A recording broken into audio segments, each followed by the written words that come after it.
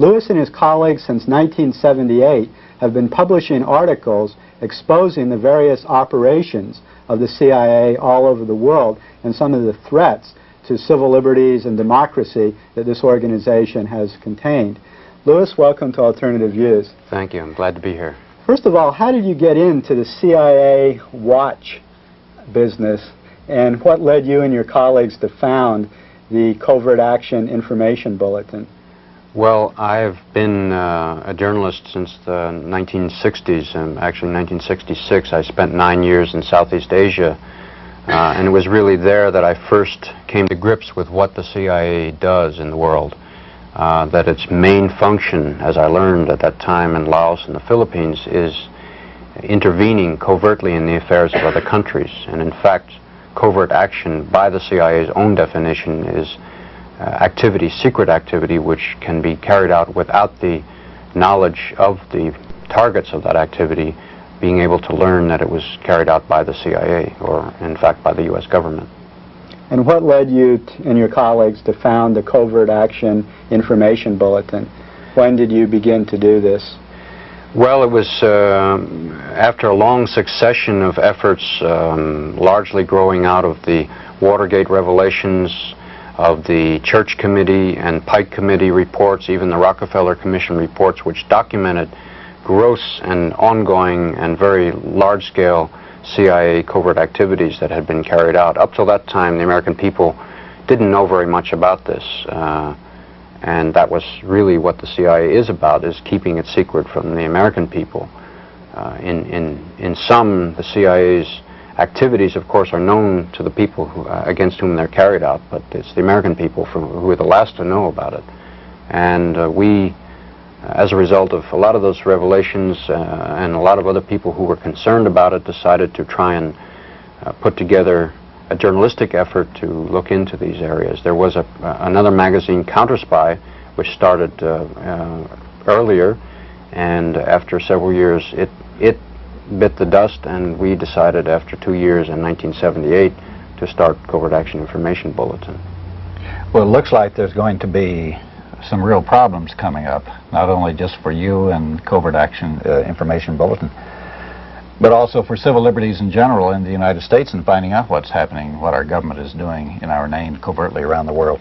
With the Intelligence Identities Protection Act just about to be passed in Congress, and with Reagan's Executive Order 12333, things are going to be quite different shortly, aren't they? There is clearly a very marked escalation towards secrecy in this government.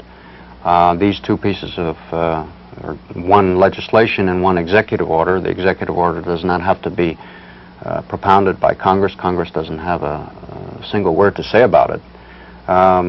Basically, these two working in tandem with each other, along with other efforts by this administration to embed the CIA and the other intelligence agencies, of which there are some 18 federal agencies, in secrecy.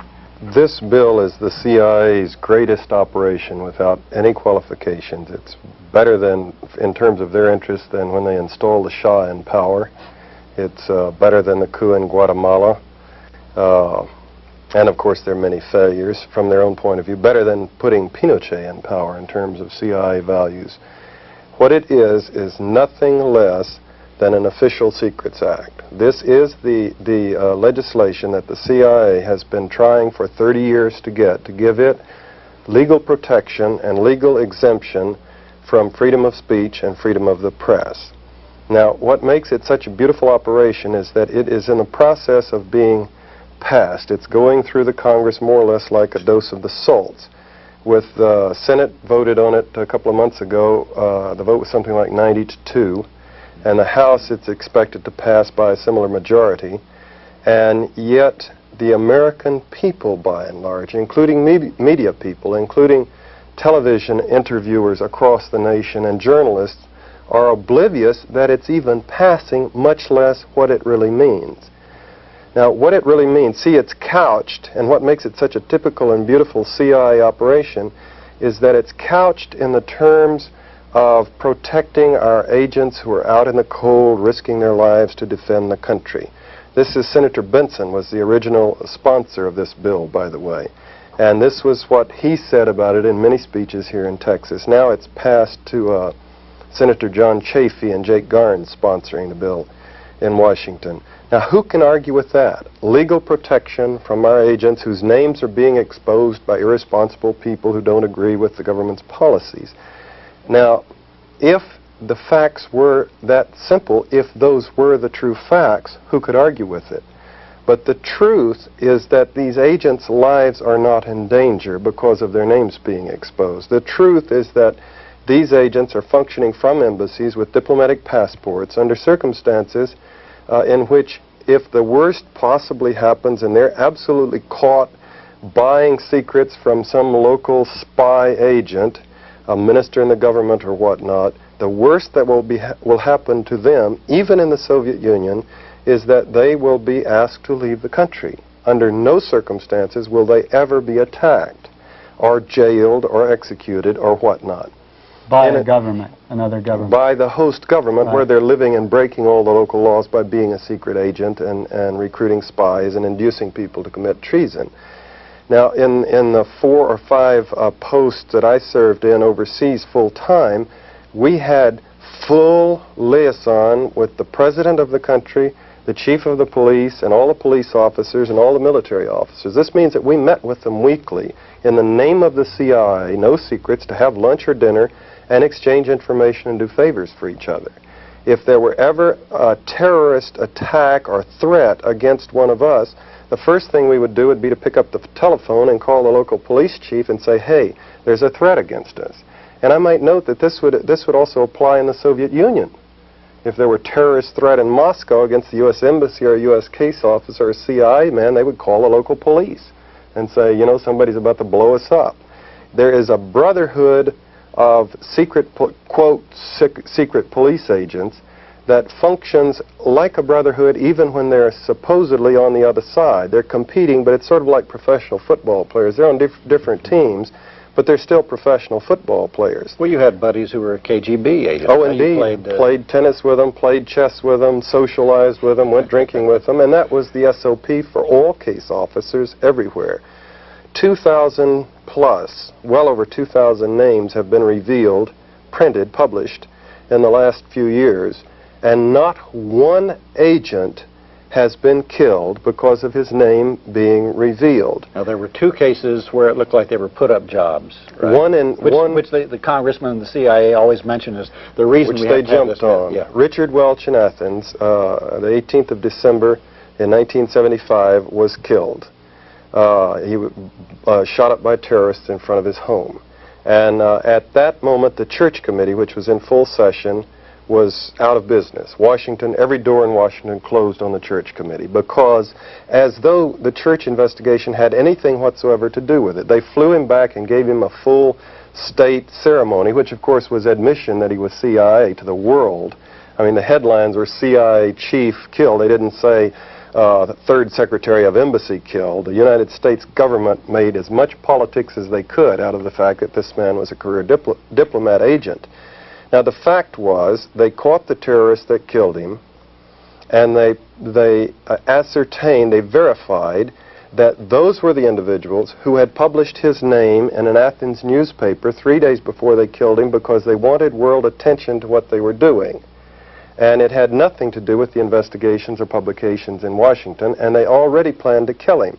Now, this man had been ordered by CIA security to change houses because he was living in the same house that 8 other CIA station chiefs had lived in before him. Generation after generation after generation after generation of CIA station chiefs had lived in that same mansion. It was a big villa in a very posh part of Athens.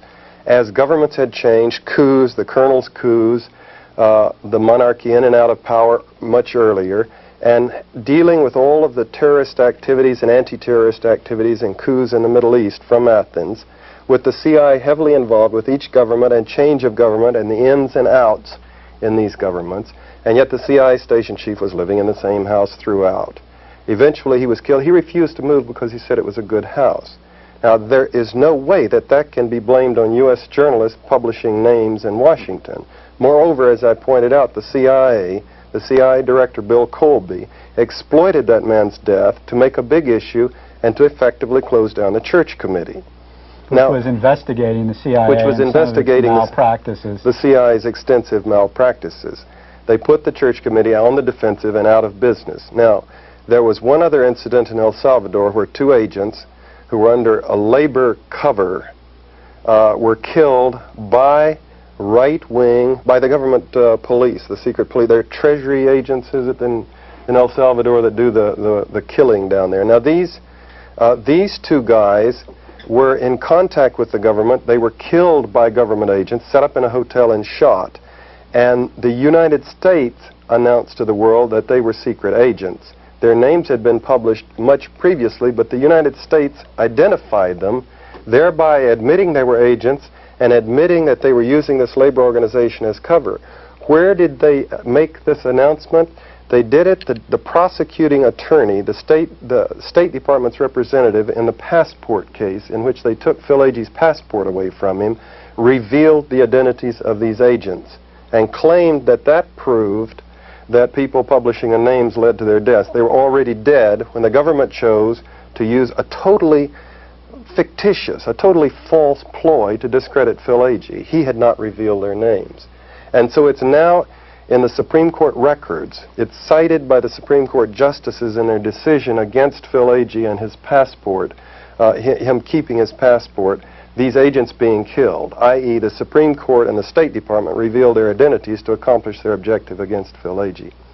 There was another situation in Jamaica where it looked like it was a plan-put-up job that failed. In that case, indeed, the chief of station's house was shot up with machine gun bullets, and so they made considerable propaganda publicity out of that with photographs of the bullets. But it's true his name had been published, but what happened is the back wall of his garage, well away from the house, received 5 machine gun bullets at a time when his family was out of the country and he was not in the house. And yet they tried to use that to make publicity to show that it made it dangerous to have the names revealed. It was also during an election where the opposition to the social democratic government wanted to make it appear that terrorism was rampant in Jamaica. And so wasn't there some political exploitation? Oh, indeed. There was considerable political exploitation of it, and all evidence points that it was the government secret police that fired the bullets. Right. But again, the press in Washington cooperated with the CIA to give publicity for the bill against the exposing of names. So there's no real need for the bill. It's not protecting in any way our national security. It's not required by the history of the CIA. Precisely. On the one hand, that's the problem, and I go a bit further to point out that these agents, 80% of them were identified from overt information in the Library of Congress. The people publishing the Covert Action Information Bulletin go to the Library of Congress and go through the State Department's overt records of its personnel and come up with the CIA officers' names infallibly, because there are little indicators in there which anyone can go in and read through and say that's CIA and that's CIA and that's CIA. Plus, isn't it just generally known in most CIA stations who is CIA? It's Don't they want universally themselves to be known? We used to call it contacts and information. We used to call it wearing an invisible badge. You acted as though you had a badge, CIA up here. You drew people to you. I'm CIA, talk to me. You were taught to do this. Alan Dulles, and the original CIA great, in his book The Craft of Intelligence, makes this point that you have to be known to be an effective intelligence officer. But see, that's on the one hand. The bill is not necessary, and it's dishonest in that sense. It's based on false premises. On the other hand, the bill is so written that it goes far beyond the protection of agents' names. For example, the bill is so written that it will be a felony for agents' names to be published even if they're already, to republish the names, even if they've already been published, as in the Library of Congress or anywhere else. It also includes activities of agents, so that you can, if an agent kicks in the door of your house and rapes your wife or whatever, and you publish a story about it without citing the name, it would still be a felony. Under the executive order, so we have to see both the executive order and the Intelligence Identities Bill as almost part of a package. Under the executive order, the CIA now will be allowed, and is allowed since it was signed in December by the President, it is now law, the CIA will be allowed to carry out covert activities in the United States, as well as all the other agencies too. So that if you were to discover, for example, that a member of an intelligence agency had infiltrated, say, your church organization, your student organization, a trade union, or whatever organization, or any group of more than 2 people was infiltrated, and you discovered this, and you so much as mentioned it to a friend without even writing a news article or without even talking about it on the media, on television, for example, you could be held criminally liable under this bill. And we're talking about a bill which authorizes or which penalizes persons for 15 years in prison, I'm sorry, 5 years in prison, $15,000 fine, or both, for persons who've never worked in the government. And that's a pretty heavy price to have to pay to try and hold up your rights, to stand up for your rights against the onslaught of the intelligence agencies. Now, the New York Times, to give you the proof of the argument that this is an official secrets act, the New York Times, in questioning the sponsors of the bill on the floor of the Senate, pointed out that as it was written, if the London Times published a story about CIA activities and the station chief, some scandal of some kind, the New York Times couldn't republish the London Times story without committing a felony. And the sponsor of the bill slapped his hand on the table and said, "That's right, we want to knock off all this criticism of the CIA." So in a situation this has already come up with the revelation of CIA activity in Iran recently, which was not published in the United States for very long, but eventually it got either the Washington Post or the New York Times did it, and there was a big uproar because they were publishing it. And in the last hearings, the New York Times, questioning again Senator Chafee about this bill, said that as they read it, they would not be able to publish their very legitimate and valuable stories about the activities of CIA agents Ed Wilson and Frank Turple, who were selling terrorist technology to Libya after they left the CIA, without committing a felony. And Senator Chafee said, yes, in the future the Washington Post and the New York Times will have to be careful what they publish about the CIA. I should say, if this bill had been law then, we would have never known about Watergate. It would have been illegal to expose it. Absolutely. But now it will be clear to many more Americans that there is a sort of a split-level foreign policy, as there is a split-level policy at home. There is the rhetoric, and then there is the reality. And with secrecy in their vest pocket, they can now carry out a lot of these activities and do it, as they say, legally. And once more, we're going back to the age of almost the cowboy politics that the CIA carried out in the 50s and 60s. They claim, as a result of the Church Committee and other revelations, that they don't do that anymore. Well, this administration is not only not saying that, but they're saying that it's now legal, and now they're being very upfront about covert activity. In many cases, the covert activities are now being overt activities. It's been talking about the CIA being the main focus of this bill, but it isn't just the CIA, it's the FBI, where they're involved in, quote, anti-terrorist activities, and of course Reagan has said anybody who dissents is a terrorist and involved in disinformation. That's no exaggeration. That's great.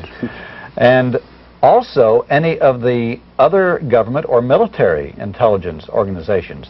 I think many Americans, as a result of these two matters and others also, will begin to learn what it's like to live in a third world country which is being targeted by the CIA. Many Americans have lost sight of the fact that many citizens of other countries, particularly in the third world, have been the victims of massive CIA operations, covert operations. Everything from recruitment to bribery to buying of an election, on up the line to paramilitary activities and terrorism, training and torture, and even assassination and overthrowing of governments. And I think that Americans fail to realize this until it starts sometimes to hit them at home. And that's apparently what's going to be happening now, and legally. This administration makes no bones that it wishes to, that it sees its own people, many of us, as the enemy. And in fact, there are many people, I think, in the country who consider themselves very middle of the road, who would be opposed to this. It is absolutely incompatible with our system of government as we have known it in the past. Moreover, it's written to include, obviously, more than the CIA. That was the... All government agencies that have a right to secrecy will be included in this thing. John, this is literally unconstitutional, though. This is absolutely unconstitutional. Freedom of speech. It seems to us that there are people in Congress who are prepared to relegate the First Amendment to a lower priority, and they are more interested in what they call national security. One member of Congress, as well as one deputy director of the CIA, once stated that the First Amendment, that's only an amendment.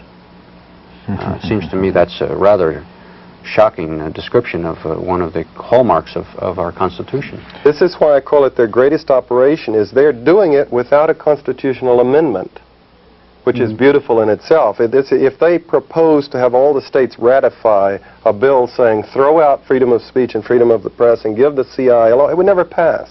But on the one hand, they're doing it without constitutional amendments, and two, they're doing it without the nation even being aware of it, which says something about the vigilance of Americans and their own feelings about their freedom of speech and press. They could care less. They would rather watch a football game. Why is this the case, or why have they gotten so far with it without media scrutiny, without public uproar, etc.? It's not just the apathy of the people. Isn't it also that the media just hasn't reported on what's involved in this? Well, the media in this country is the most apathetic that I've ever seen in the world in terms of playing ball with the administration. 80% of our news is reporting quotations of political leaders. President Reagan giving a speech in which everything he says is either distortions of historical fact or propaganda statements, in effect. Or bald-faced lies. Or bald-faced lies, all mixed together, and yet the press will report his speech as a fact. It is a fact. He made a speech. He said those words, but they don't say at the end, and everybody in the room, that it was all balderdash. Now, there's a little bit more of that with Reagan than there was with other presidents, because he makes these misstatements so constantly. He gets the facts screwed up so much. But the press doesn't have any sense of defending its own rights. We have had an occasional editorial, including in the Austin American-Statesman, saying that the Names of Agents bill is unfortunate. And that's about the size. The New York Times ran an editorial saying this is unfortunate. They said it was kind of wistful. I read it when I was on my way to lecture at Yale and Wesleyan a couple of months ago, and I read it in the New York Times. They were saying, golly gee whiz, they mean this thing to apply to us too. Yeah, there was another in which they mentioned Lewis Wolf, and they said, well, it's a bad bill, but on the other hand, we've got to take care of people like Lewis Wolf and maybe John Stockwell. They cannot believe that that such a thing will actually apply to them. But unfortunately, the CIA has many allies in Congress, and some even in the media. And so sometimes you can pick up a newspaper and read some of the CIA's own propaganda coming from some of those people. What is the source of the CIA's power in Washington? Well, I think it's the whole idea that the CIA has built up, even in the halls of Congress, that it is somehow a sacred entity, and that while there was a lot of criticism of J. Edgar Hoover and the FBI, not a whole lot of it while he was alive, it's all happened since he died. It's interesting because it is known, for example, that Hoover had a lot of information, and a lot of very damaging information against members of Congress. It is also clear that the CIA maintains relations with a number of Congress people, some of whom have said so on the floor of Congress, that they are in close contact with the CIA. And This bill, for example, which was written by the CIA, and they said so. Deputy Director Frank Carlucci said it on national television back in 1978 and said we are now about to deliver this bill up to Congress. That's a little bit of a strange way for laws to be written if they're going to be written by the CIA. Now what this bill is, it's part of a number of bills and legal precedents that the government is obtaining to keep. Now, they're not going to go out and arrest the editor of the New York Times and put him in jail for 10 years the week after this bill is passed. They're not that stupid. But they're getting, they may arrest Lew Wolf if he violates it. I think they probably would, because they could make propaganda out of such an arrest. But what they're doing is they're getting that bill, they're getting the passport ruling, for example. They're getting the other legal precedents, such as the lawsuit against Frank Snepp, Marchetti, and myself, and travel restrictions. They're getting authority for the Secretary of State to throw people out of the country who should have political exile here, such as the El Salvadorian refugees.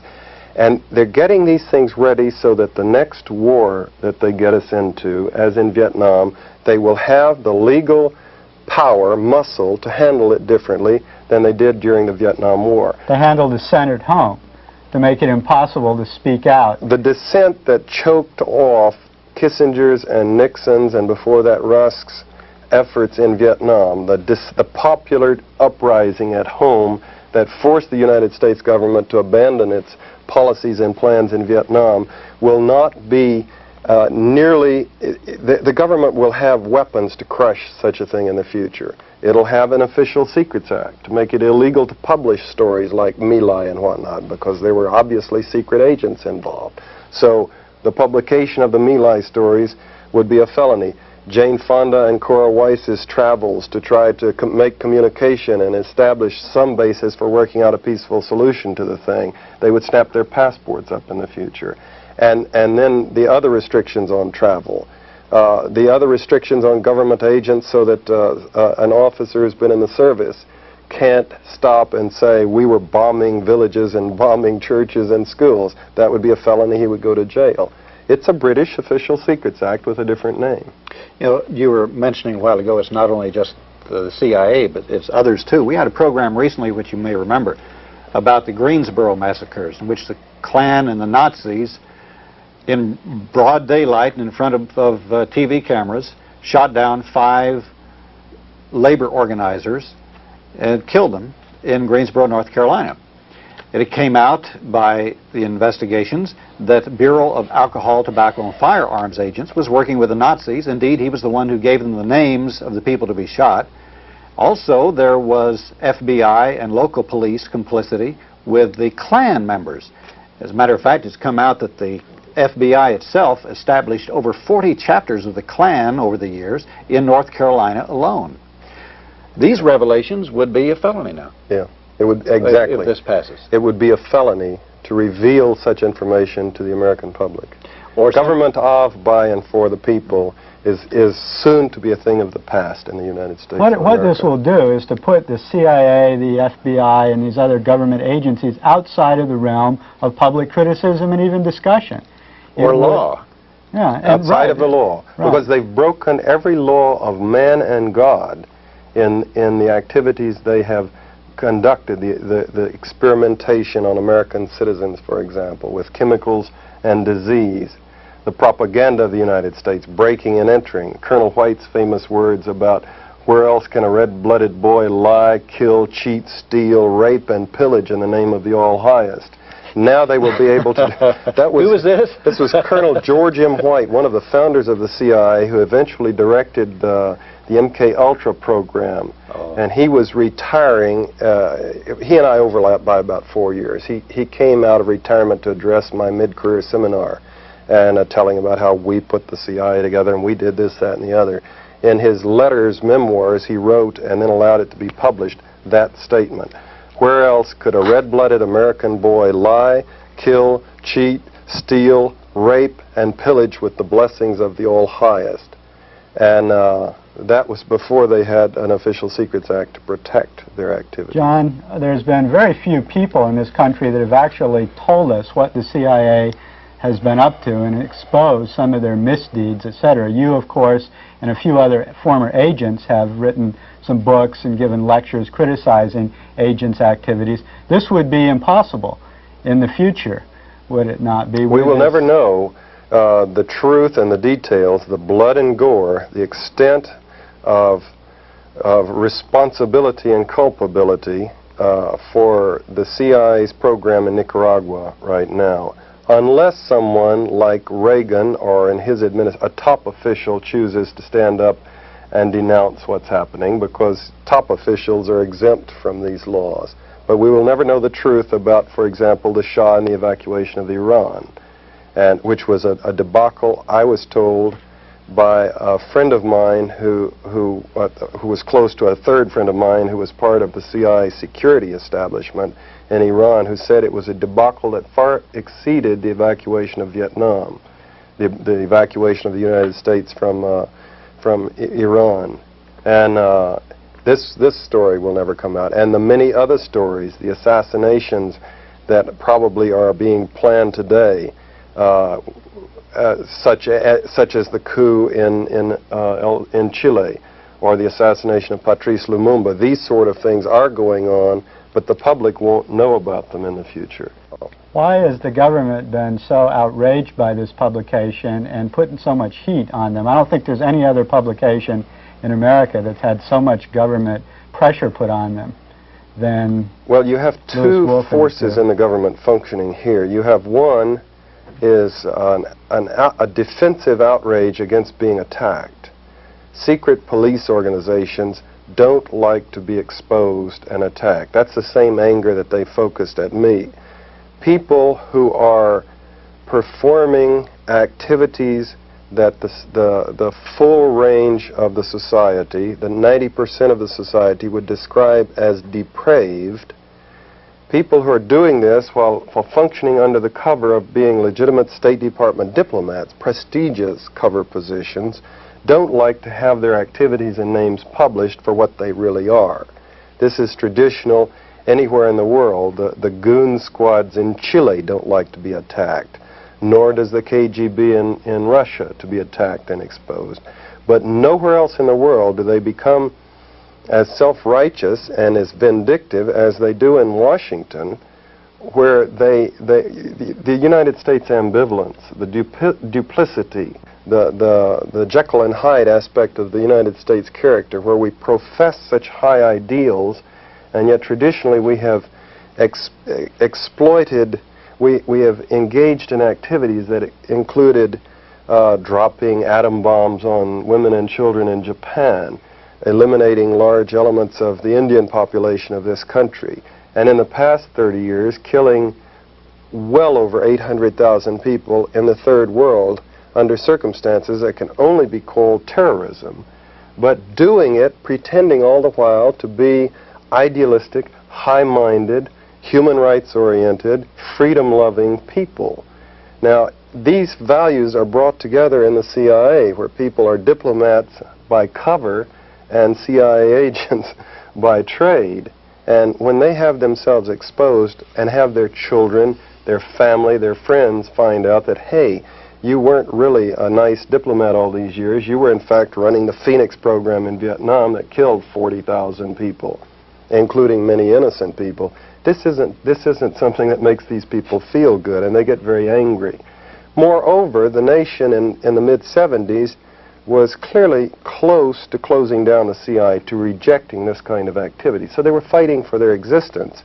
And there you get into the other driving force of their reaction against Lew Wolf and Bill Schaap and myself and others, is just simply exploitation, working the thing against the people who...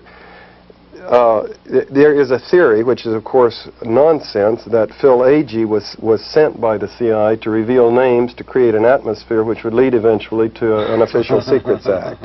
Now that is certainly nonsense, and in the extent to which it discredits very honorable men, you know, but the fact is that they are exploiting this revelation of names extensively to effect the passage of an Official Secrets Act. They've tried every other way over the past 30 years, every other way you could conceive of, They didn't succeed until modern times and the curious vacillation of the American public and Washington and the senators and congressmen in terms of just pure conservatism and callousness.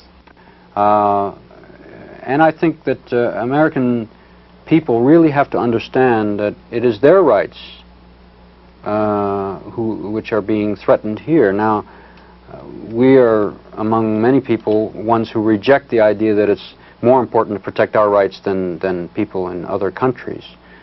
Clearly, that is not the case. The minute we are involved in the torture or in the death of a single person in another country, our rights are being abridged, and our tax money, to say the least, is being used to carry it out. And our humanity is being violated because we're being asked to accept inhuman acts perpetuated in our name as Americans.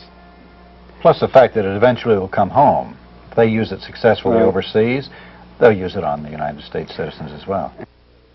One of the most interesting aspects of this bill and the current environment in Washington is to project what it does to the legal system of a free society like ours in terms of the individual when you begin to give a special police, a secret police, a legal priority, legal freedoms and rights over the citizens. We have some examples. We don't have to speculate. The bill isn't passed yet, and yet some of the things that have been happening in the last few years illustrate what we can look forward to. For example, one, to begin with a personal experience. I testified to the Senate a little over a year ago against this bill. I demanded the right to testify because they had ACLU testifying against it and journalists, but no one who had been inside, who knew about Covert and could say, this is bullshit, I was there, we didn't do it that way.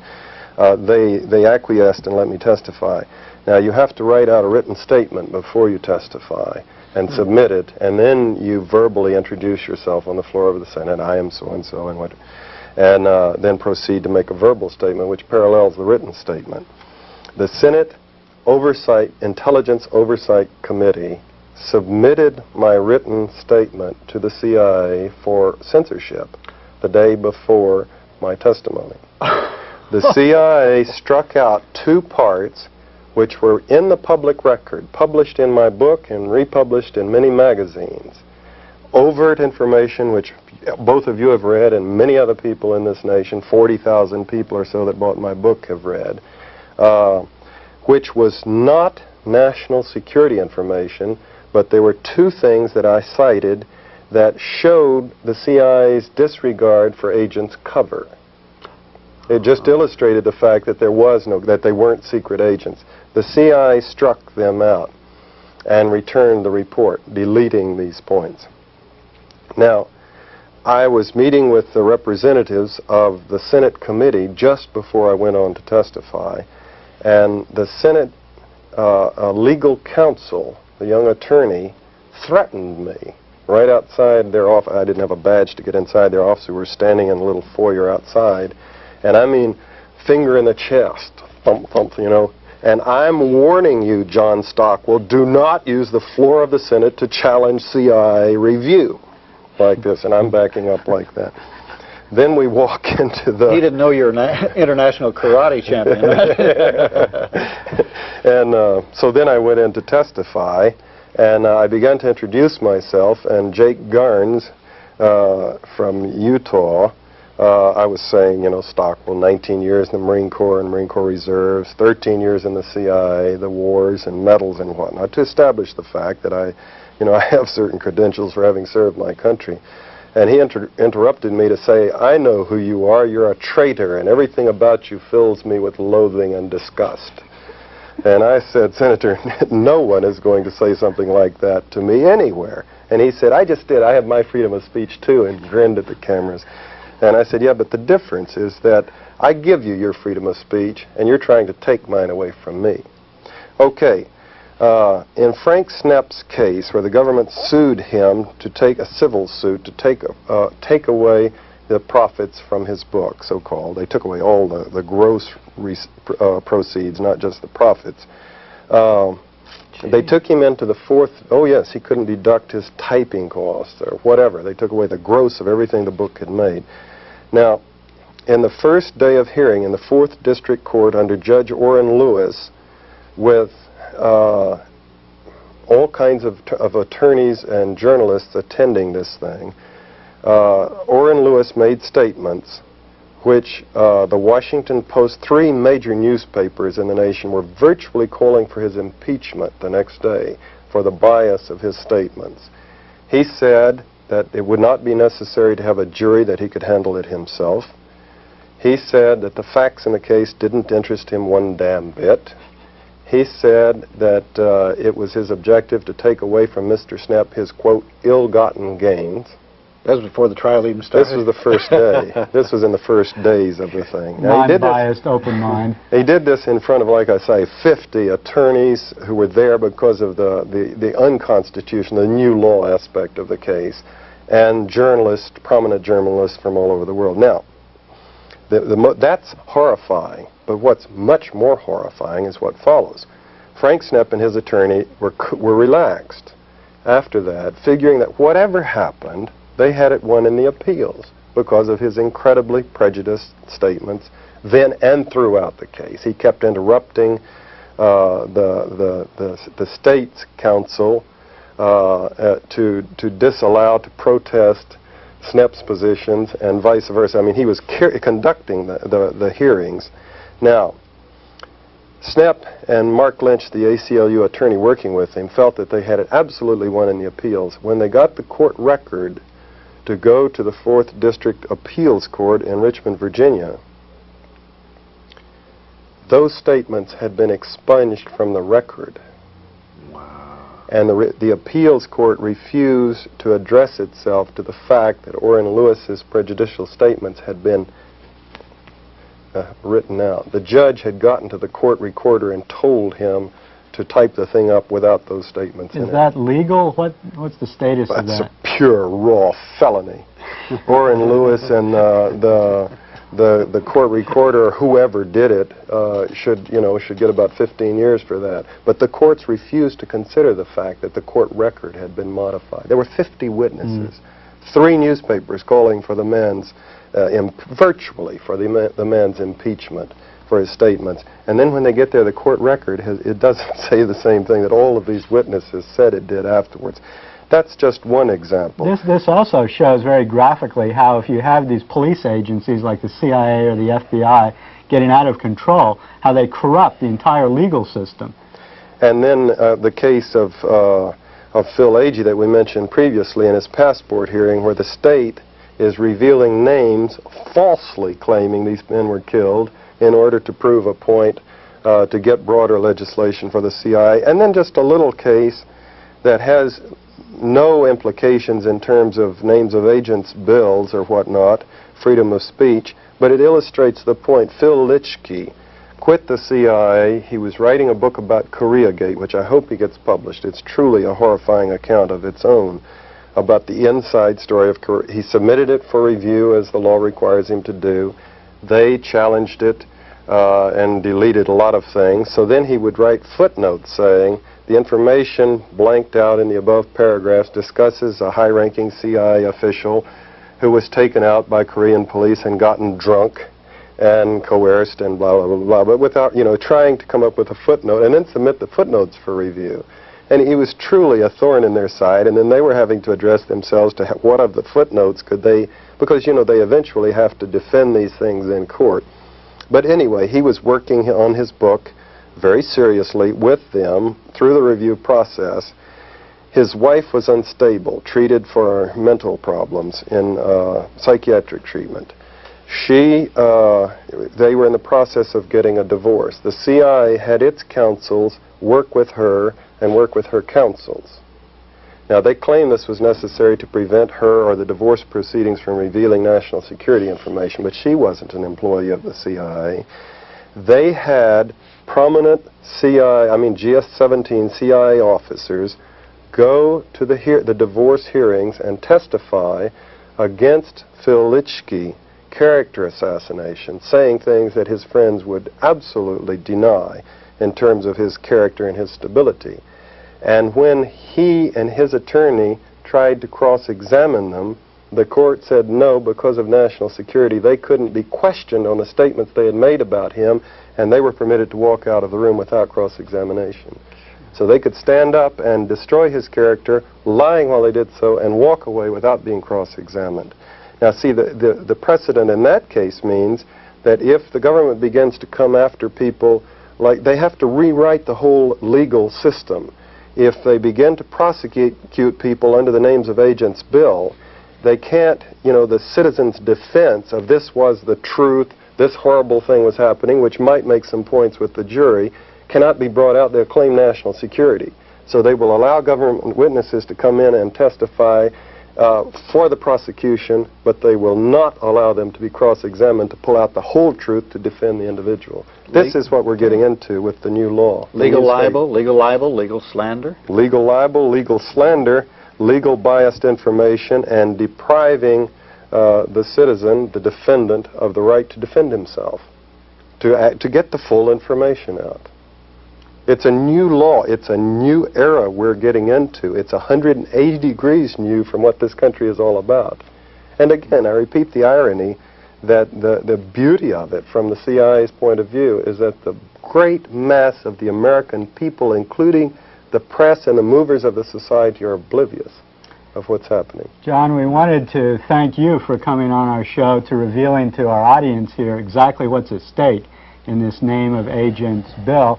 And we also want to tell you that next week we have some more revelations, some startling revelations about recent CIA activity with Louis Wolff of the Covert Action Information Bulletin, who will be back, and John Stockwell will again comment on some of Louis's revelations. We'll have some more updated stories about the CIA. So the CIA watch continues on Alternative Views. And now for some... John, there has been over the last few years also a small handful of journalists who have been sort of CIA watchdogs, most prominent of which has been Louis Wolff. We have an interview with him. Maybe you can, to introduce this interview, tell us a little bit about Louis Wolff and his journalistic publications. Who is Louis, and what has he been doing over the years, and why is the government so outraged by him? Well, his background is it's thoroughly legitimate, standard, if you will, journalism. He was assigned for a couple of years in Manchester, writing for a couple of prominent news organizations. Manchester, England? Yes, Manchester, England. And eventually made his way through London back to the United States, where he gravitated to a scrutiny of the CIA and the intelligence community, watching the revelations of the Church Committee, information that he had come across in his research, some of which he had published as part of news stories previously, other parts of which he was not permitted to publish by the nature of the press establishment. And so he put together with Bill Schaap and Ellen Ray the Covert Action Information Bulletin, whose function was to focus on the intelligence organizations of the United States and discuss and expose in a perfectly legitimate way the covert action activities of the CIA principally, as well as the other intelligence organizations. I believe they formed that in about 1976 and have been in Washington since, publishing stories of true stories. Their quality, their standards of journalism are exceedingly high. That bulletin is distributed in the State Department, and it's sold out the first morning that it's put on the stands in the State Department newsstands. They also publish in that bulletin the names of CIA agents and where they are now, as they're assigned and reassigned about the world. I believe that in very recent months they have ceased the policy of publishing names because the controversy is so hot, and they would just as soon... And also, it's never been their intention to break the law. They've made that clear from the outset. Bill Schaap is the brother. He is a highly competent attorney and is the brother of a top sportscaster in New York City. He is a very articulate man himself and has testified to the Senate many times against the names of Agents Bill, for example, and defending what he and Lou Wolff are doing. And after his testimony, many times senators have come up and shaken his hand and said, I disagree with you, but you certainly make your case for the legitimacy of what you're doing very well. Let's take a look at some of the things which Louis Wolff had to say, and we'll let you comment ever so often on this, okay? What, in the years that you've been publishing it, do you think are some of your most significant revelations? Are there some stories that even shocked you? Well, I think one of the big stories that we were able to document in some detail was the whole scope of CIA activities, similar to what the CIA did in Chile, and which was documented by the Senate Select Committee, was the whole covert action program in Jamaica in between 1976 and 1980. And we did a great deal of research into that, and we discovered in many ways a very similar program, almost a classic model that was followed along the lines of what they did in Chile, including three major categories: military, paramilitary activity, the use of propaganda in the media, and the third one, which was economic warfare, using the multilateral organizations, the International Monetary Fund and others, to withhold loans which had been promised to the Jamaican government. This is one example. What are a couple more of the details of that? Particularly, you mentioned those first two examples of actual paramilitary activity the CIA was involved in Jamaica.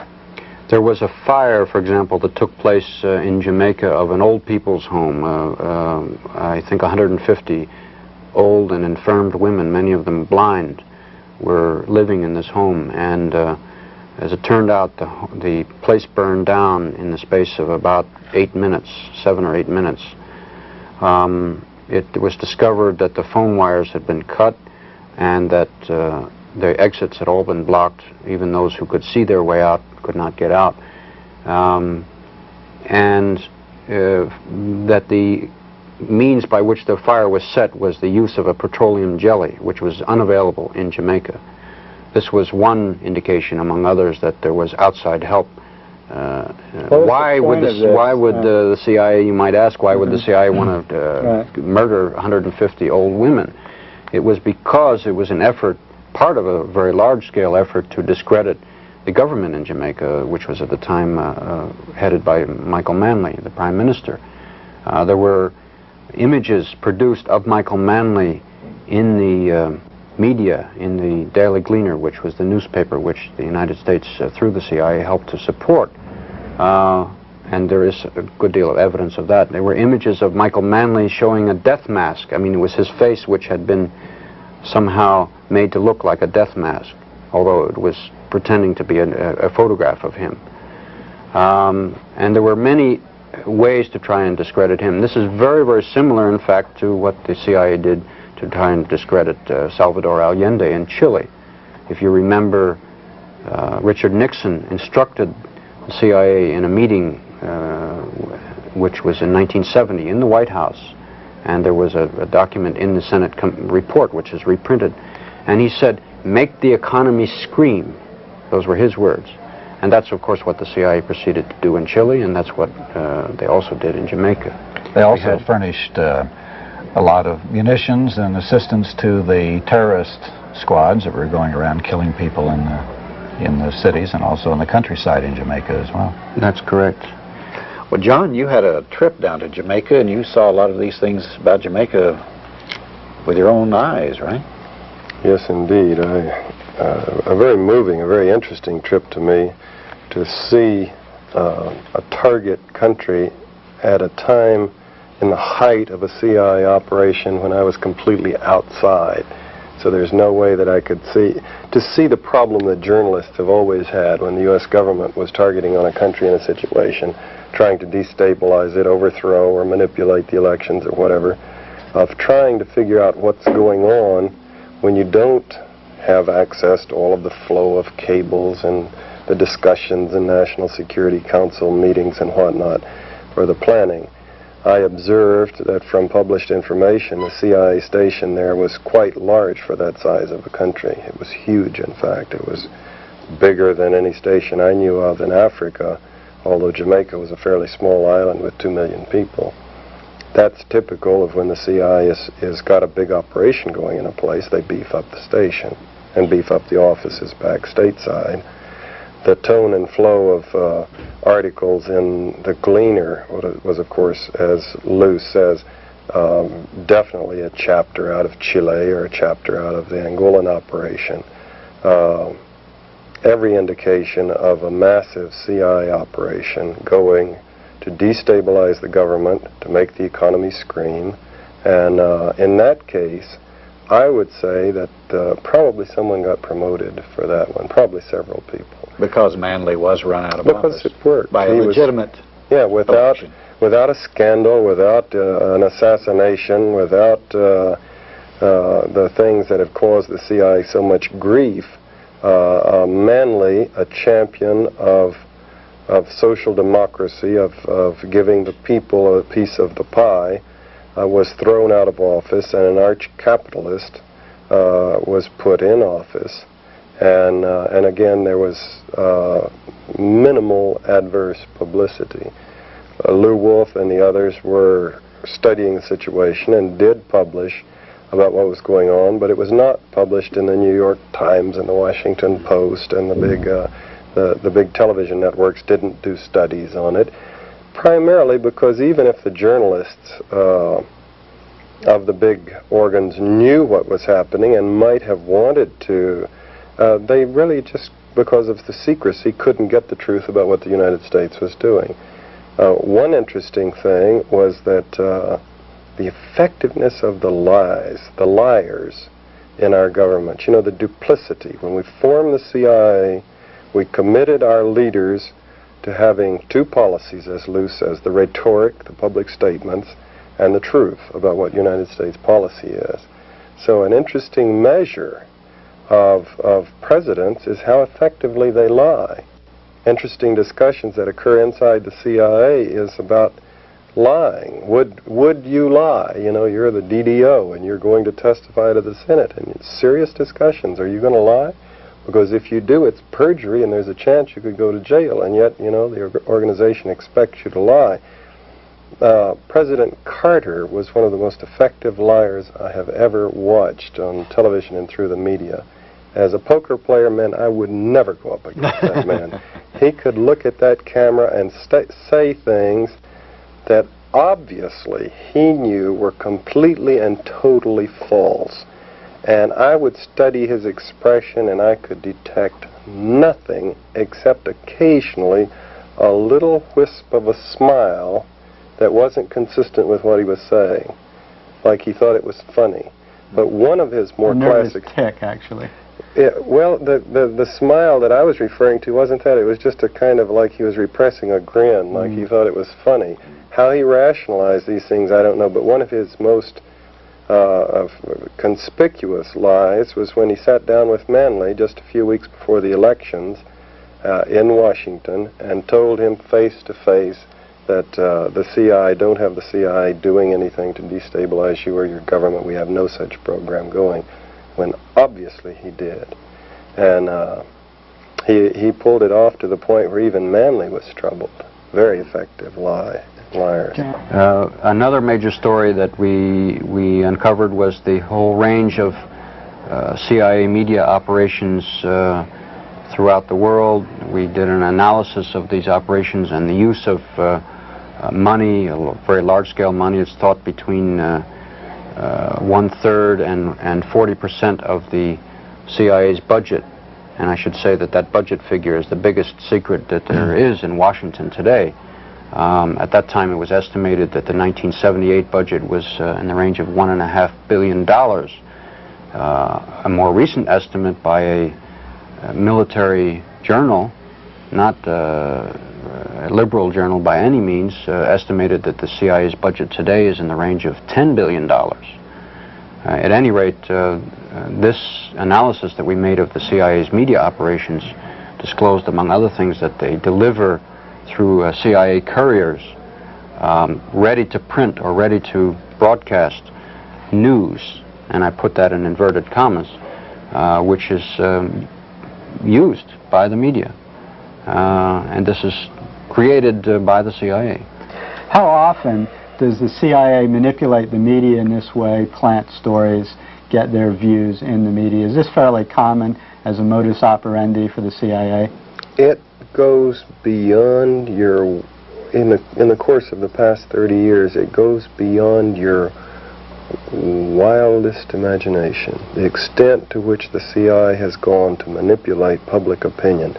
If you include the MH Chaos program, which was $1 billion program of setting up proprietary companies, setting up student organizations so they could draw radical students in and do every kind of duplicitous manipulation of national student movements, press, propaganda, labor, extensive formation of labor unions, funding of major labor unions, with the objective essentially of manipulating the mind and attitudes of workers throughout the nation and the world. This was the essential tool that they used to destabilize Chile and overthrow Allende, was of course making the economy scream, getting to the military officers, but it was essentially the truckers union that finally brought the country down and justified, quote, justified Pinochet's takeover of power. 5,000 university professors they've co-opted. This is Church Committee revelations. I'm not making this up. It's in print. Church Committee's revelations. 5,000 university professors co-opted to help the CIA manipulate people's minds. 400 journalists in the U.S., including big-name journalists. Now that's a big chunk of the prominent journalists co-opted to function routinely to help the CIA put out its stories and biases to the world. There are a whole range of areas wherein the CIA provides briefings to selected journalists, and there are numerous cases where the CIA has, for example, published books, and several thousand books were published in English by the CIA, and this is documented in the Church Committee report. They set up 250 news services and wire services, some of which, not all, but some of which are still in the pocket of the CIA. And I think it's only fair to say that even some journalists who don't realize, there are some who are witting, but there are also some who do not realize that they're being targeted by the CIA when they come home from a trip overseas. They might talk to somebody and they don't realize, at least right away, who they're talking to, and then it turns out that they've been the source of information which was used by the CIA. And then specific operations around the world from corner to corner to discredit this individual, create an impression about that situation, such as El Salvador, the famous white papers in the Angolan operation, which I note were, you know, back in the good old days, we did a better job. Our white papers in the Angolan operation were based on very specific photographs and hard information of Soviet ships putting into Porto Ambuim in Angola. The white paper that the CIA produced for Alexander Haig to justify the intervention in El Salvador was a piece of trash. It was discredited by the right and the left and the center. It didn't hold together. I should point, for example, to the stories that came out during the Angola operation, where it was discovered that the CIA was involved in a massive covert operation, which the Congress cut off when they learned about it. There were certainly a small handful, really a tiny handful, you could count them on the fingers of one hand, of the members of Congress who knew about that operation and the scale of it beforehand, and then they cut it off. Well, one of the revelations at the time that came out was that the CIA had created a story that was planted in the media that the Cubans who were in Angola at the time were raping Angolan women, and that they were really doing very, very gross things to these women and killing them. Well, it was disclosed, in fact, by John Stockwell, among other people, who was the former CIA station chief, or in charge of the CIA's task force in Angola, that whole story was created by the CIA station in Zambia and in Zaire, where they sat around a table and wrote this story, and then it was fed to a stringer, who then fed it to a news service, who then got it to the AP, Associated Press, who then picked it up, and it was sent around the world, and it was printed in hundreds of newspapers as fact.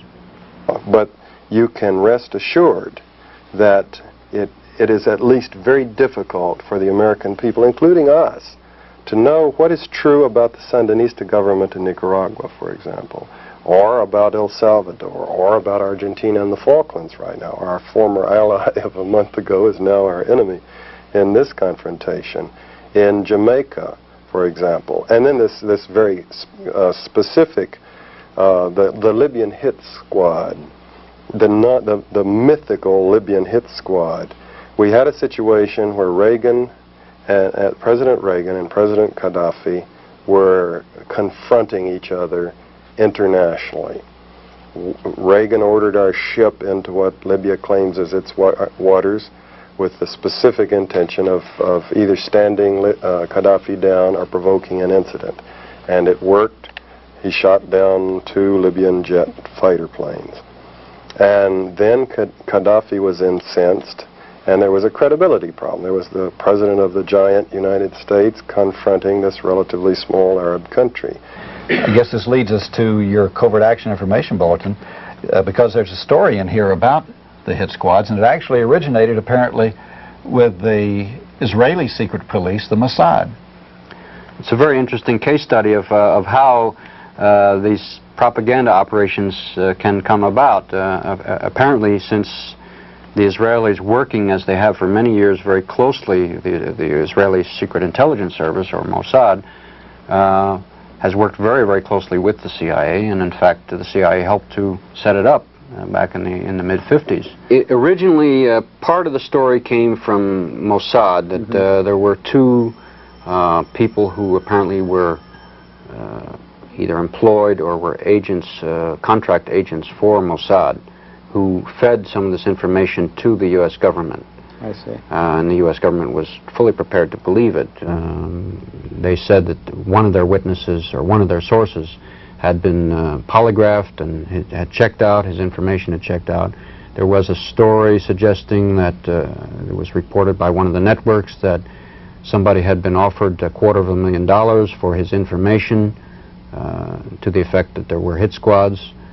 And some of it originated, as I said, from Mossad, and some of it originated from CIA fabrications. Jack Anderson, for example, reported that some of the information that he had been given and reported in his column had turned out to have been CIA fabrications.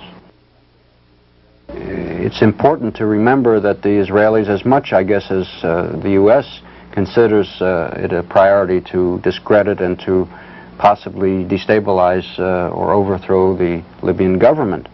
And one method that they thought of, I guess, was to create a story that said that Libya had sent death squads to assassinate President Reagan and other high officials. What were the go ahead. Well, only recently, some of the same high officials who before were saying that that they had evidence that some of these hit squads had entered the country through Canada, are now on record and quoted in Newsweek and in other media saying that they never located a single person and a single evidence that there was a hit squad, and yet they say there is still a threat. Well, I think it's fair to assume, though there is not enough information yet to say, but it's fair to assume that the CIA was hoping through this to create a justification for further intervention in Libya, possible military activity or economic boycott or blockade, as they've now proposed, as has been proposed by the White House. Well, let's take a look at some of the articles in the latest issue of the Covert Action Information Bulletin. Not only will it give you an idea of what the magazine is about, it's, oh my goodness, over 50 pages, but also it gives, just this one issue, gives a good example of the widespread operations not only of the CIA, it's not just restricted to the CIA, but mercenary activities around the world as well.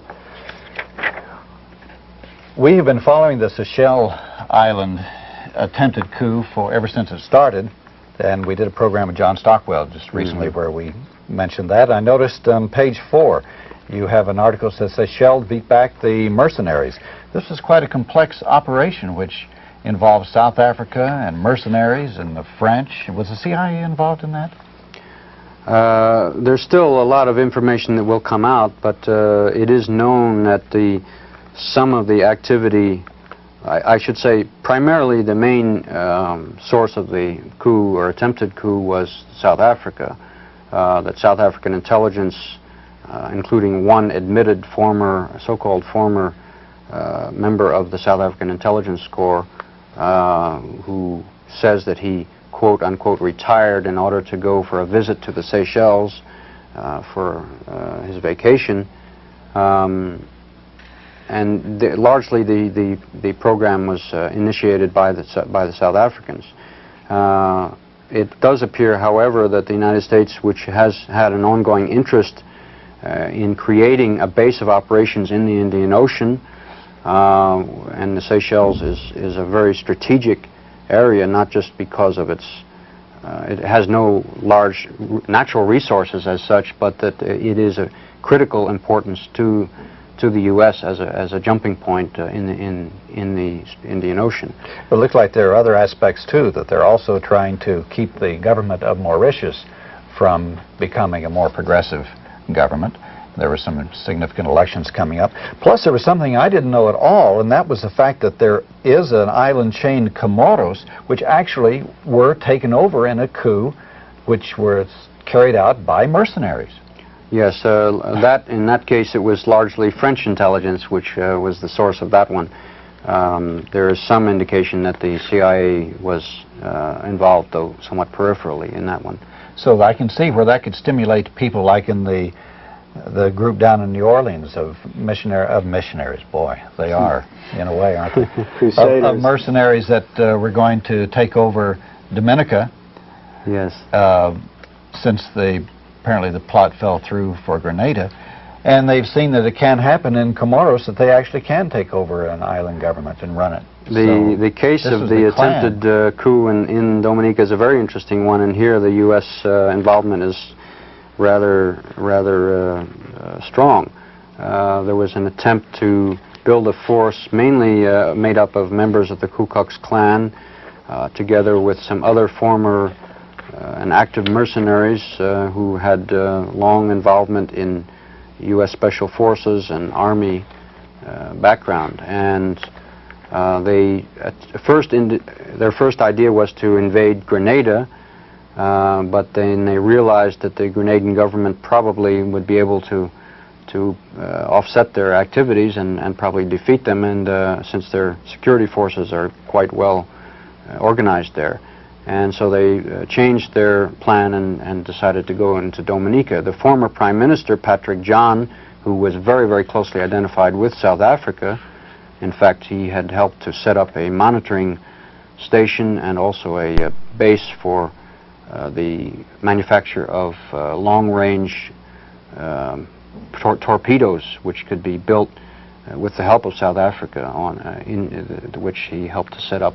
And basically, he had hoped that if the coup succeeded, and he agreed with the Klan people, that if it succeeded, that he would give them rights to casinos, to gambling operations, he would even give them several posts in his cabinet if he came back to power. Well, of course, needless to say, it failed. But see, was there some dopes, yes, some narcotics business involved exactly, there too, wasn't also. there? As there often is in these things. This is on page 44, by the way. We're getting a little bit ahead of it. Yeah, this is also covered in the same. Yes. This highlights a point, though, that we've made several times on this show, how the CIA will use anyone to carry through their objectives. The Ku Klux Klan, mercenaries, the mafia, drug operations. It's reasons like this that John Stockwell thinks that the CIA is completely corrupt and immoral operation. Not to mention the 800,000 people that have been killed through CIA operations. I think 800,000 is a very, very conservative figure, but yes, that's correct.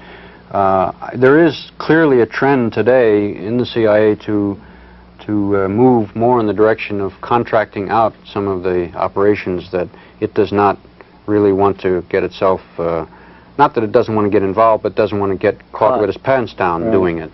And so some of the more sensitive activities they're branching out and letting either other intelligence services or other quote-unquote private freelance types. it looks like that they are developing a very significant alliance with the South Africans and the Argentinians. Once again, these are both covered in this edition of the Covert Action Information Bulletin. Angola de Pretoria's continuing war talks about the South African involvement there. Mozambique rebels exposed. Once again, we find South Africa involved in that. And the CIA in that case. Yeah, and the CIA. And then we get to an article here about Argentina activates international death squads. And this article shows that these, God, wretched, horrible people involved in tremendous amount of torture and maiming and killing of people in Argentina are now, like I say, they're subcontractees. And not only that, but the U.S. is trying to make a regional type of kind of a NATO. It's called SATO, which is a good SATO for SATO.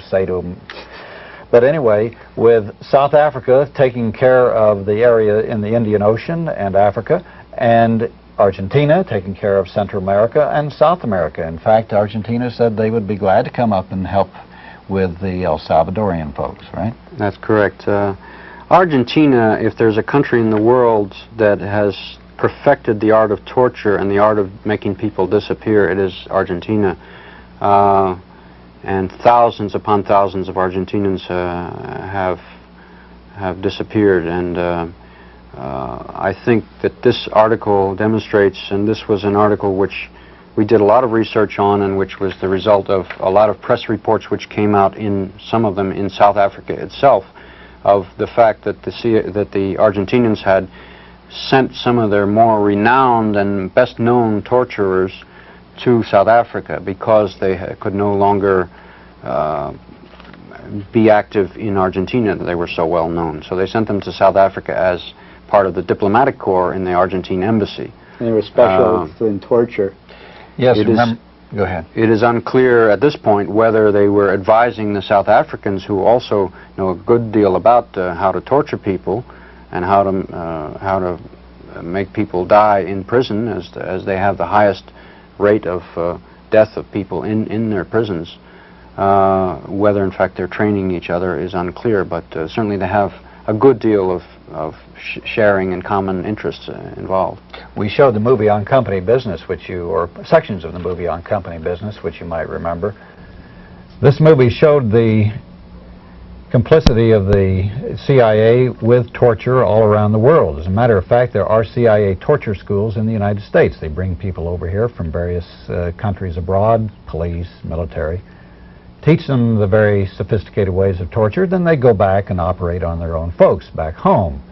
And just to make sure that everything goes right, the CIA then has their agents which go down and supervise. They hold clinics, they bring people off the streets and torture them. I mean, it sounds like something which you couldn't even think up out of a sick imagination, but this is what goes on. And next article in your bulletin for March talks about the Salvadorian deserter who disclosed the Green Beret torture roll. This was in the news just recently, and it has actually the transcript and a considerable summary of what actually went on when it showed the Americans supervising and helping out, and they tortured the first person to show that how this would be done. This was a 14-year-old boy, and the next person brought in was a 13-year-old girl, and of course after raping her, then they let the El Salvadorians try it and make sure they did it right. It's a gruesome story, and I think this is an example of something that the American people are being asked to overlook or to turn a blind eye to. That is the brutality of the Salvadoran government. It is not a case of President Duarte as quote-unquote a moderate person who's trying to stand up to the forces both from left and right. Which the New York Times always says. Exactly.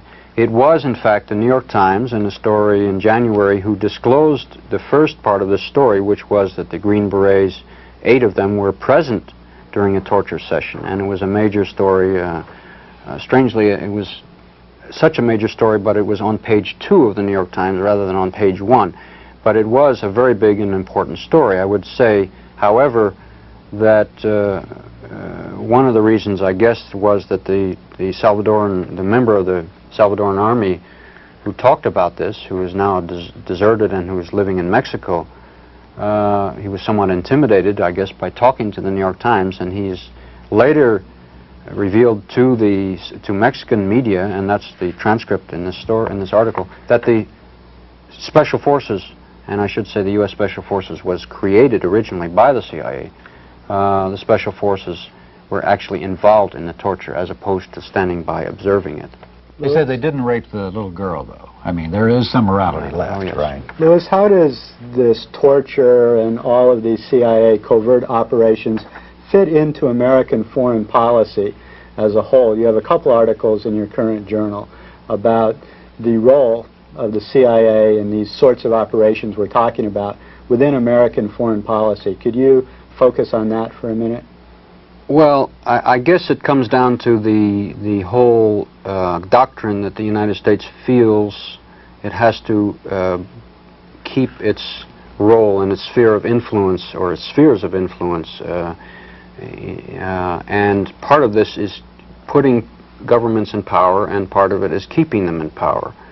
Now, there are many governments with whom the United States has been closely identified around the country who cannot stay in power without massive repression. Of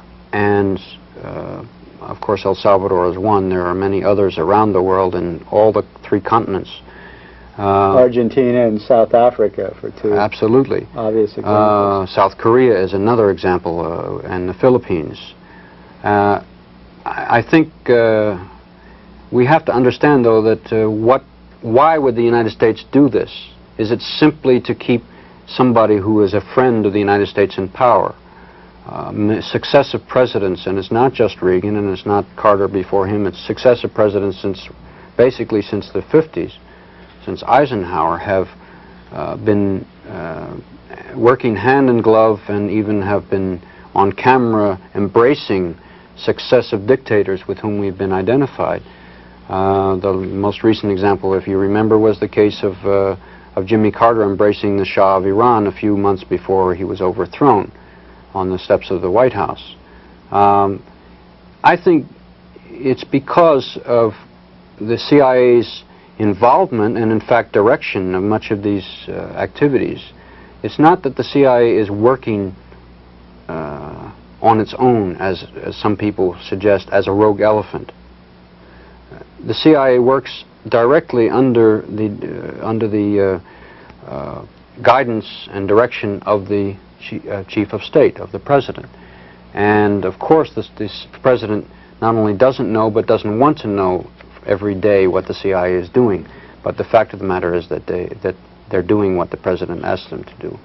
And the other thing I should just mention quickly is that the CIA carries out these activities to keep the interests of the corporations, U.S. corporations, who have great interests at stake, for example, in South Africa and in all the other countries we've mentioned. That's right. The multinationals value stability above everything else, plus the ability to operate there, keep the economy low as far as wages, and be able to take the riches out of the country. And these right-wing dictatorships let them do that. Of course, there's a point which is reached, that, like in El Salvador, once it gets too far and the people really start a revolution, then the multinationals suffer there.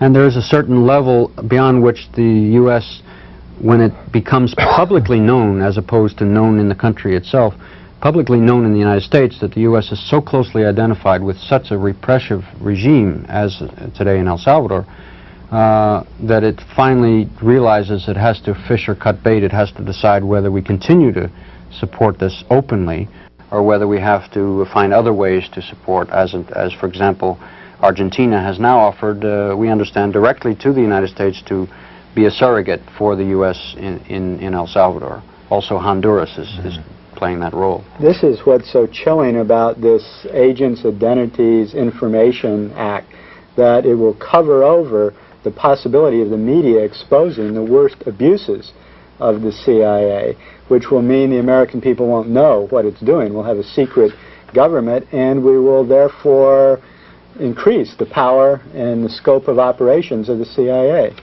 Whereas in the past, when there has been media and public focus on CIA operations and excesses, there has been pressure to cut back Yes. on the CIA.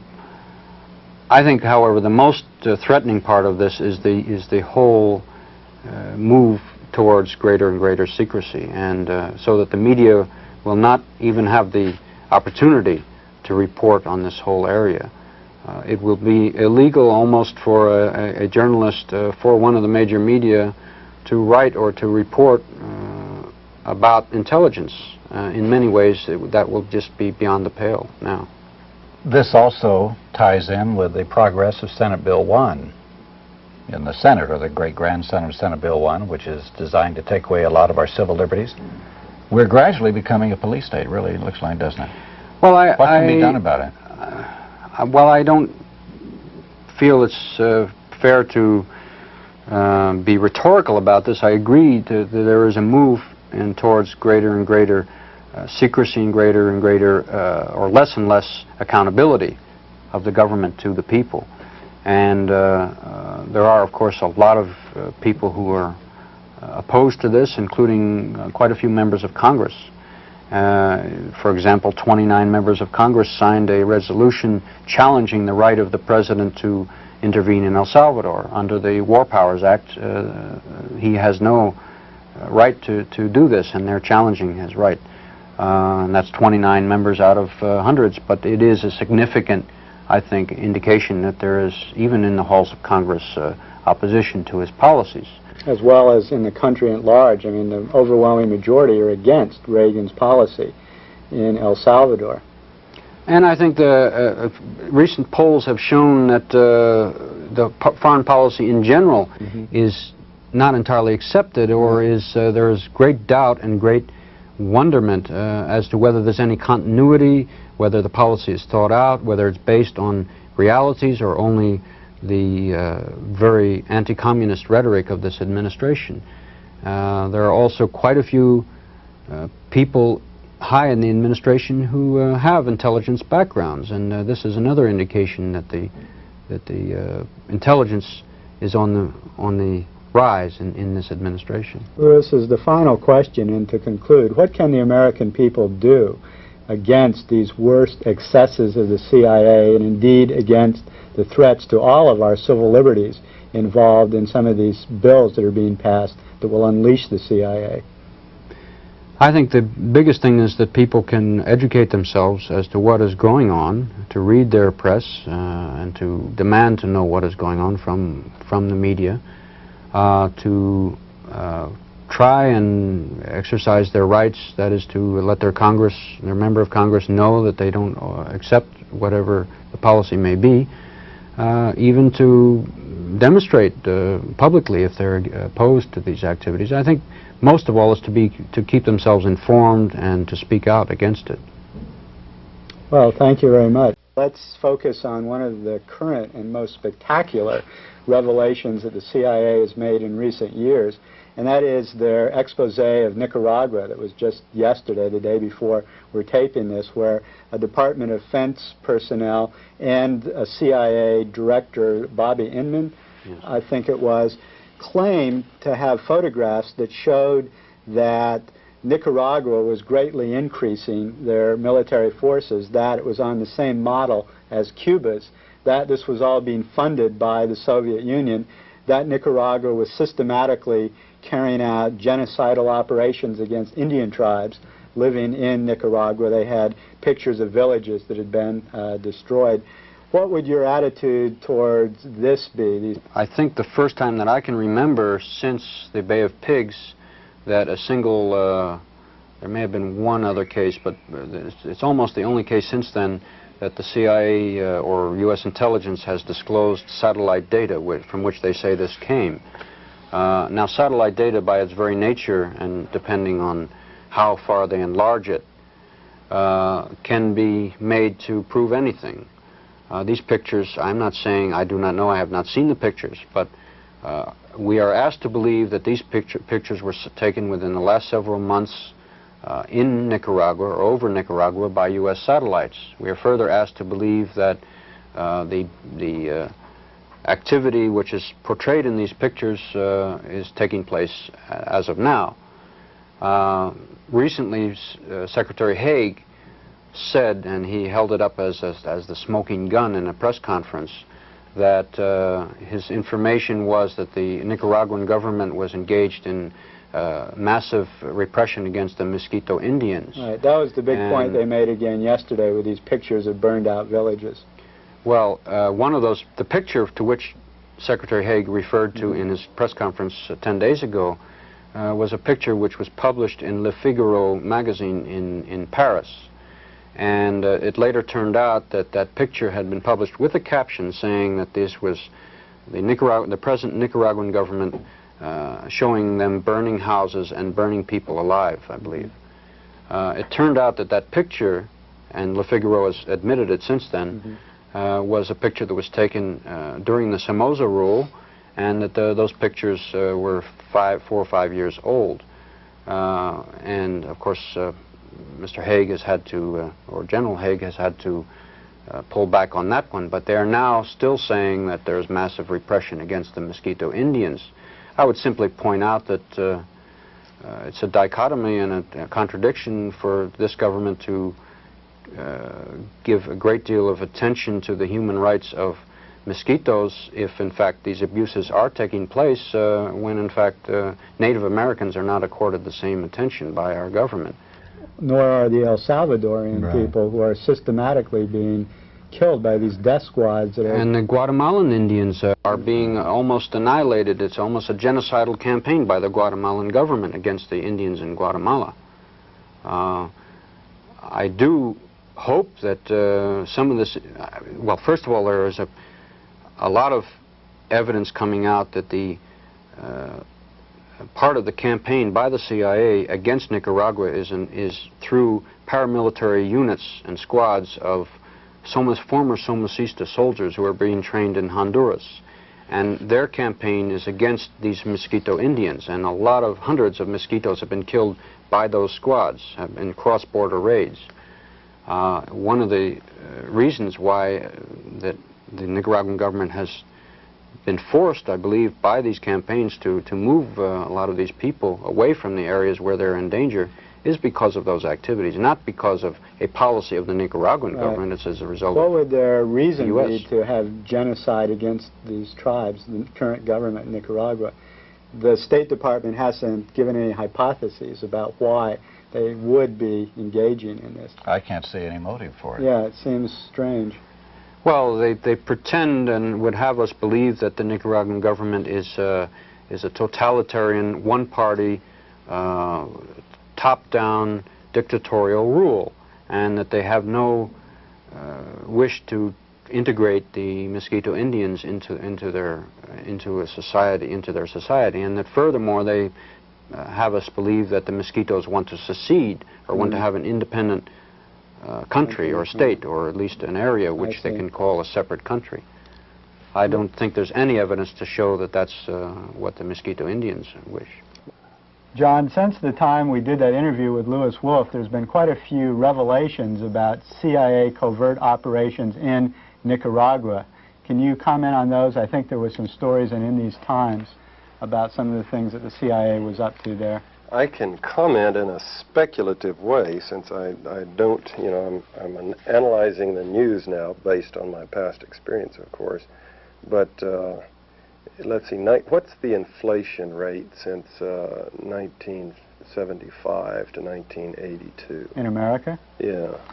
What would that amount to, 5 years? It's been about 10% a year. Almost. Even more. The point is that the CIA's budget, it's been announced that the CIA, the President signed an order on the 1st of December ordering the CIA into full paramilitary covert action against Nicaragua from Honduras, organizing mercenaries to destabilize the countryside, to counter the Cuban aggression in that country, is what they announced was the justification. And the budget they were given was $19 million. I compare that with the $14 million that I was given in 1975 in Angola for the Angolan operation. The parallels are quite striking. There were parallels with the Angolan operation in the Bay of Pigs, for example, and other covert actions. But then Guatemala was different, and Iran was different. So each situation is different. But here we have it's so close. They're working from Honduras. We were working from Zaire and Kinshasa. They're working with ex-Samocistes. We were working with the Portuguese exiles, the Portuguese who had fled, for example, creating an army out of these people. Also, they have, quote, mercenaries, but actually soldiers who were sent from Argentina, for example, and Venezuela and Chile and Colombia to join this force. We had people coming from various places, from France, for example, and of course the South African force. They're functioning. I could map out the office for you, the program, the international program. Some things that I would observe if you've read my book is that such an operation is global. The commander would not be sitting in Honduras running the thing. The commander of the Nicaraguan task force will be in Washington. He will be sending agents all around the world coordinating different aspects of this thing. They'll be sending cables to every station in the world advising the chief of station what his activities should be vis-a-vis the local police and the local president and the local press to create an atmosphere supporting to the greatest extent possible what they're doing, seeking arms that aren't attributable, seeking sources of news comments and releases that can be put together in white papers to persuade. And then the bottom line, that the justification Reagan has given and the CIA have given for doing this intervention is to counter the Cuban activities in Nicaragua. But see, the point is that there are not going to be any Cubans die in this thing. I believe it's said that there are 2,000 Cubans in Nicaragua now. They're functioning to help build an airport and no doubt military advising, although I've not seen that confirmed anywhere. A lot of doctors, medical personnel. Doctors and medical personnel and teachers and whatnot. And from Italy and several other countries as well. It's not just Cubans that have gone to Nicaragua, but a variety of countries. The Nicaraguan arms, it's been shown, are not coming from the Soviet Union. They're buying them from France and Italy and all kinds of other places. Or are they coming from Cuba? This has been proven by it. But the point is that this program of the CIA is not going to be killing Cubans. It's going to be killing Nicaraguans. It's not going to be killing Nicaraguan officials, not that many Nicaraguan soldiers. It's going to be destabilizing the countryside, blowing up bridges, ambushing buses. If they follow the pattern that they have in other places, there'll be some schools bombed and marketplaces bombed to destabilize the economy so it can't function, so the network and fabric of society will break down. They kill village leaders. I've read articles about that. The Phoenix program being duplicated, killing village leaders, hauling people out and executing them to terrorize them from cooperating with the government. And their families. And their families. In fact, the last 3 weeks in these times has had some very good articles on Nicaragua that indicates that from Honduras, some hit squads were sent into Nicaragua that have killed at least 30 leaders and just innocent people in that region and have terrorized peasants and people living in Nicaragua near the Honduras border because of these hit raids. Although on the other hand, they've led these people to organize and become even more firm and resolute in their will to protect their country. So sometimes these destabilization programs backfire and end up stabilizing the country and unifying it certainly did in the Bay of Pigs. The CIA invasion there unified Cuba under Fidel Castro. He came out of that thing 10 times, 100 times stronger than he was going into it. And that probably will be in effect in Nicaragua. These Nicaraguans dying will be added to the 800,000 I mentioned earlier, the victims, people who die as direct victims of CIA covert actions in the last 30 years. The minimum figure given by all responsible parties and press and government studies and whatnot is 800,000. The figures range from 800,000 to a couple of million victims of CIA operations. Right. Indirect type of... Indirect. Now, that does not include, for example, the people who died in the Vietnam War, which was a direct result of a CIA covert action. Or the, what, 1.5 million in Indonesia? The 1.5 million in Indonesia. Now, that's a lot of dead people. Now, the circumstances of this killing are pure terrorism. Recruiting terrorists to go across the border and blow up and assassinate and kill. We have to remember that. The next time President Reagan or Alexander the Hague are making their pious statements about the threat of international terrorism and the horrors of international terrorism, the United States is, without any serious competition, leading the world in international terrorism today and for the past 30 years. John, isn't there something unique about this Nicaraguan situation, is that the administration is openly admitting that they are carrying it on? That's truly a difference, and this gets back to the rogue elephant. Is the CIA a rogue elephant, or has it all these years been doing what the president wants? And of course the truth is both. In some cases it's done what it wanted, contrary to presidential orders. In other cases it's done what the president probably wanted but didn't say. In this case, because of the nature of the Secretary of State and the President, the CIA is clearly doing exactly what the President wanted. Now, the President didn't hold a press conference to say, I'm sending in the CIA to kill people in Nicaragua, but it has been admitted by the White House that they did. It's been leaked, and the President smiled at the leaks, that he did order the CIA into this action. So he's clearly, he sees himself as, Marshal Reagan, sort of, showing off how he can shoot. Let those people know he's got something he can do. Louis, while we're on Central America, we might also note that your group has published a book called White Paper, Whitewash, in which you analyze the infamous white paper that was published by the American government to justify American intervention in El Salvador. Can you just briefly indicate some of the obvious whitewash in the white paper and some of the things published in your book, and then maybe we can tell our audience where they can get this? The white paper was published in 1979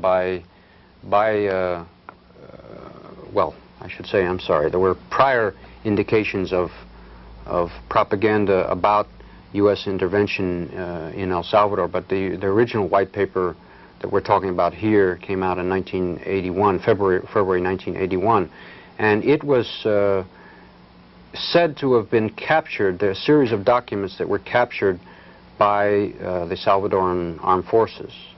Now, we should remember, first of all, that there were three accounts offered as to how the information was captured. One said it was found by a State Department intelligence man who went to El Salvador and saw it on a table in the headquarters of the Salvadoran Armed Forces. A second account said that it was found in what was called a safe house of the guerrillas in San Salvador. And the third and most unlikely account was that it was captured from a guerrilla who was found walking through the streets of El Salvador with a whole packet of documents under his arm. Each of those accounts were offered as the source of these documents. We have analyzed the documents. It's in this book, co-edited by Warner Polchow, or edited by Warner Polchow, with interviews with Philip Agee. And it's very interesting to analyze, as has been done in the book, line by line, word by word, the so-called white paper. There are parts of the paper, for example, that refer to, in English, sections of the so-called original Spanish language documents that don't exist. There are creative translation. Exactly. There's one document, for example, that's partly in Spanish, in handwritten Spanish, and then on the same document it's typewritten in English. So we're asked to believe that whomever was sitting down at the table writing these shopping lists for arms from Cuba, from Vietnam, from Ethiopia, and Libya, was going to move from a pen in Spanish to a typewriter and type in English, and I might say, very literary English. There are a lot of contradictions in the white paper. Basically, we should understand this because it was and is the first and the most important justification that has been used by the government for its intervention in El Salvador. Of course, now they pretend that because the white paper was so widely discredited, even by one of its authors who gave an interview to the Wall Street Journal and disclosed that he even had a lot of questions about it. So I think there's a lot of reason that this document or this exercise in propaganda is a classic in CIA propaganda. Louis, if the audience wants to order this book, how can they get it? Well, they can write to the publisher, which is Deep Cover Publications. Should I give the sure. address in Post Office Box 677, New York, 10013, and it's well, $6.50 plus $1.50 handling. Yeah. And can people also get the mailing list for your other publications? You've published a book called Dirty Work, the CIA in Western Europe, and another one called Dirty Work, the CIA in Africa, as well as putting out this Covert Action Information Bulletin. Will you give information on how they can order those other publications? They can write to us, to Covert Action Information Bulletin in Washington. I'll give the address, Post Office Box 50272, 50272, Washington, D.C. 20004, and we'll be happy to send you the information. I find this very sad, by the way. It troubles me, not obviously because I was once part of all this, but also just as an American citizen, to realize that this country is indulging in activities that are just as cruel and just as depraved in some cases, and almost as extensive as what, for example, the Gestapo indulged in Germany. We haven't liquidated 5 million Jews, but 800,000 minimum figure people killed in terrorist circumstances in the Third World is a lot of people dead. And the responsibility, ultimately, yes, it's done by the CIA and it's a secret organization, and therefore we have plausible denial to our own consciences because there's nothing we can do about it, we don't know about it, and they didn't consult us. But the other side of that coin is that the CIA is the United States police organ, and what it does, we, the American people, are responsible for. So that in addition to the personal losses of freedom of speech and freedom of the press, we are responsible for the genocide of terrorism that's taking place against the world today in our name and with our tax dollars. And with the changes of the laws and executive orders, the whole apparatus of the intelligence services, including the FBI and their right-wing hit squad buddies like the Nazis and the Klan, are now being able to be turned on the American people. Turned on the American people. With impunity. Remember that, Lew Wolf mentioning the executive order, which we've all followed with great interest. That, too, is President Reagan going public, bragging about what he's doing with the CIA. But don't forget that the CIA has always functioned extensively inside the United States. The MHKS, $1 billion program, was all domestic. And MK Ultra experimentation on American citizens with drugs and LSD and whatnot, that went on for 20 years, and that was inside the United States on American guinea pigs. The opening of mail for 20 years was American citizens' mail. They've always done this thing. The Operation Mongoose war against Cuba was run from Florida, and they had over 1,000 safe houses and boat docks and whatnot that they were operating from the United States. The training facilities for torture, for interrogation techniques, were in San Antonio, Texas at one time, a few years back. And, that's something that's easy to move somewhere else. I don't know where it is today.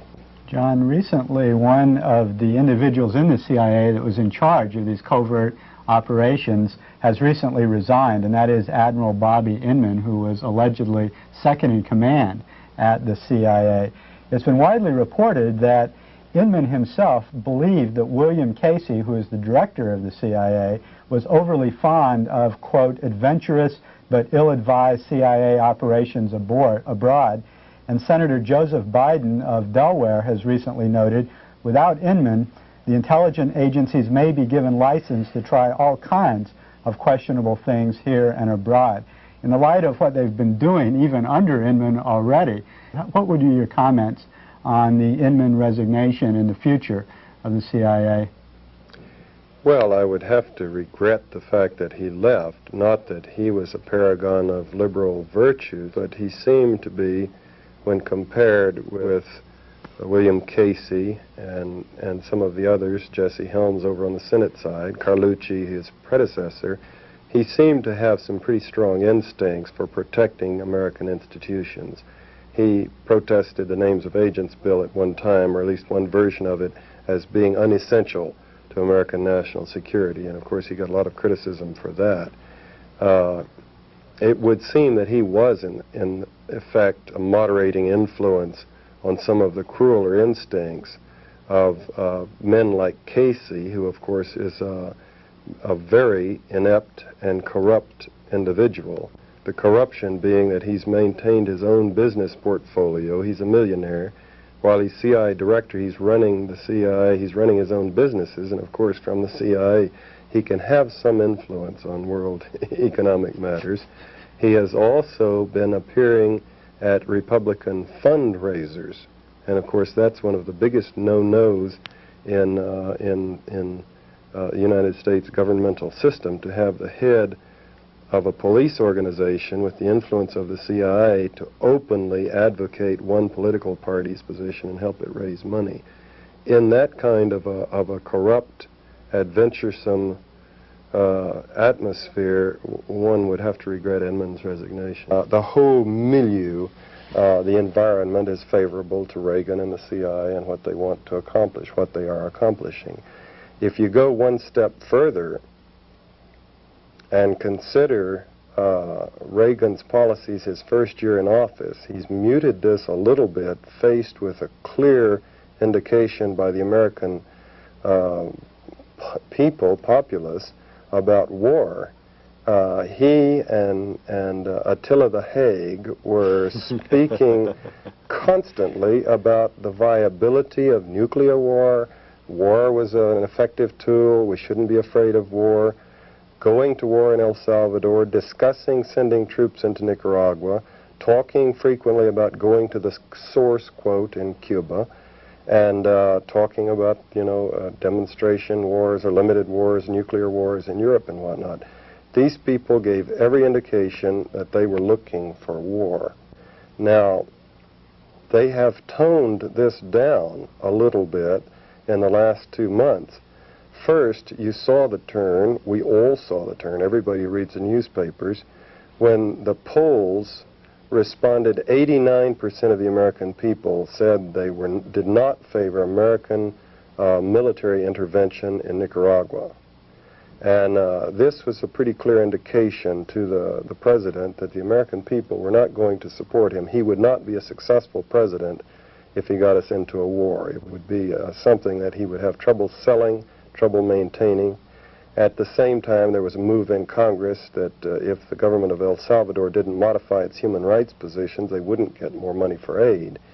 And then the second thing, of course, has been this massive groundswell reaction to his attitudes towards the bomb. And that's national, every corner of the nation, little bitty towns across the nation organizing effectively and having big demonstrations, as well as the big cities. The nation and the world so deeply concerned about the threat of nuclear war, and just absolutely horrified that you could possibly have a president in office whose mental capacities were so limited that he would actually talk publicly of demonstration atom bombs in Europe, popping off a bomb to show our will and resolve, limiting nuclear war to Europe, and the possibility of surviving nuclear war in the United States. This has horrified people to the point where he's got a big political problem on his hand from the famous Ground Zero and the freeze.